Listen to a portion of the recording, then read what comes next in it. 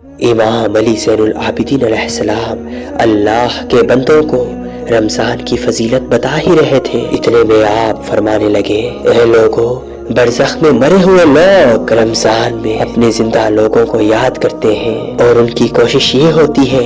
کہ وہ خواب میں آ کے ان کو کوئی اشارہ دیں، لیکن کچھ ارواح برزخ میں قید ہوتی ہیں جن کو یہ موقع نہیں ملتا، اور کچھ ارواح زندہ لوگوں کی خواب میں آ کر یہ کہتی ہیں کہ میری قضا نمازیں پڑھو، میری نیت سے اللہ کی مخلوق کے ساتھ نیکی کرو تاکہ اس کا ثواب میری برزخ تک پہنچے،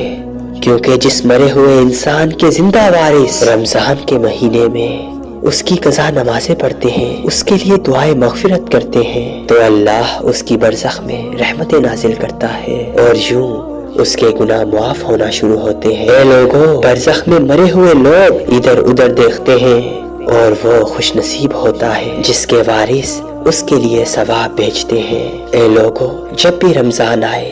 تو اپنے مرے ہوئے لوگوں کا نہ بھولنا، ان کی قضا نمازیں پڑھنا، ان کی نیت سے لوگوں کو روزہ افطار کروانا تاکہ تمہارے مرے ہوئے لوگ برزخ سے تمہارے لیے دعا کریں۔ میں نے اپنے بابا، انہوں نے اپنے بابا اور انہوں نے اللہ کے رسول سے سنا کہ جب کوئی رمضان کے مہینے میں اپنے مرے ہوئے لوگوں کی مغفرت کے لیے دعا کرتا ہے تو برزخ سے مرے ہوئے لوگ بھی زندہ انسانوں کے لیے دعا کرتے ہیں، اور یوں اس دعا کرنے والے انسان کی تمام پریشانیاں ختم ہو جاتی ہیں اور سب دعائیں اللہ کے دربار میں قبول ہو جاتی ہیں، اللہ کے دربار میں قبول ہو جاتی ہیں۔